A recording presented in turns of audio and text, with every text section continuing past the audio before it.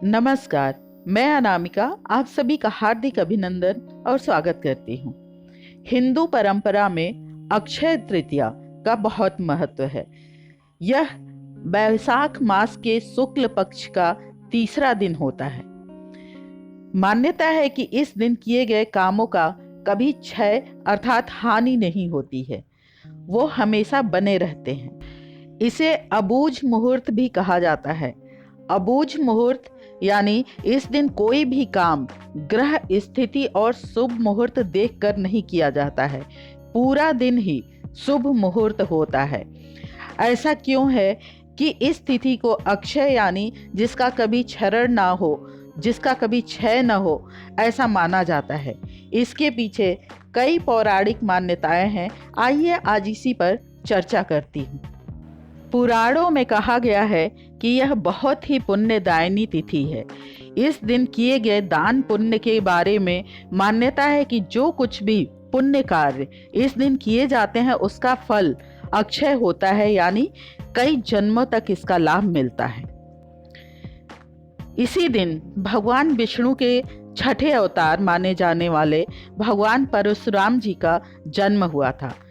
भगवान परशुराम ने महर्षि जमदग्नि और माता रेणुका देवी के घर जन्म लिया था। यही कारण है कि अक्षय तृतीया के दिन भगवान विष्णु की उपासना की जाती है।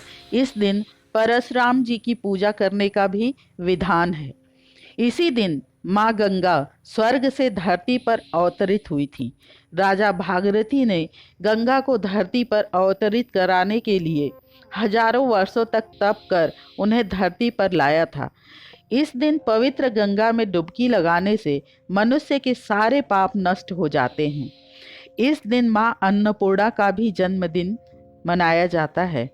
इस दिन गरीबों को खाना खिलाया जाता है और भंडारे किए जाते हैं। माँ अन्नपूर्णा के पूजन से रसोई तथा भोजन में स्वाद बढ़ जाता है। अक्षय तृतीया के अवसर पर ही महर्षि वेद व्यास जी ने महाभारत लिखना शुरू किया था। महाभारत को पांचवें वेद के रूप में माना जाता है। इसी में श्रीमद् भगवद गीता भी समाहित है।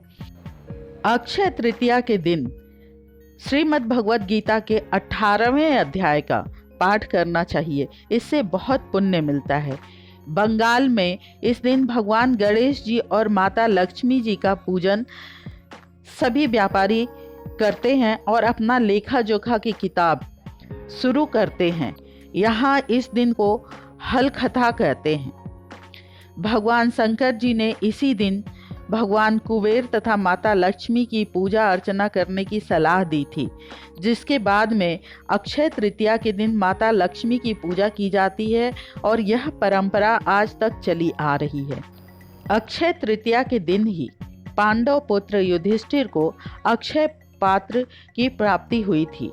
इसकी विशेषता यह थी कि इसमें कभी भी भोजन समाप्त नहीं होता था।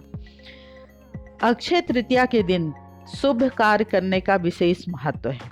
इस दिन बहुत सारे लोग अनेकों शुभ कार्य करते हैं, अनेकों प्रकार की खरीदारी करते हैं। जिन्हें जो भी सामान लेना होता है, अगर शुभ मुहूर्त में लेना है तो इस दिन से ज़्यादा शुभ मुहूर्त कोई हो ही नहीं सकता है खरीदारी करने के लिए या कोई भी शुभ कार्य करने के लिए।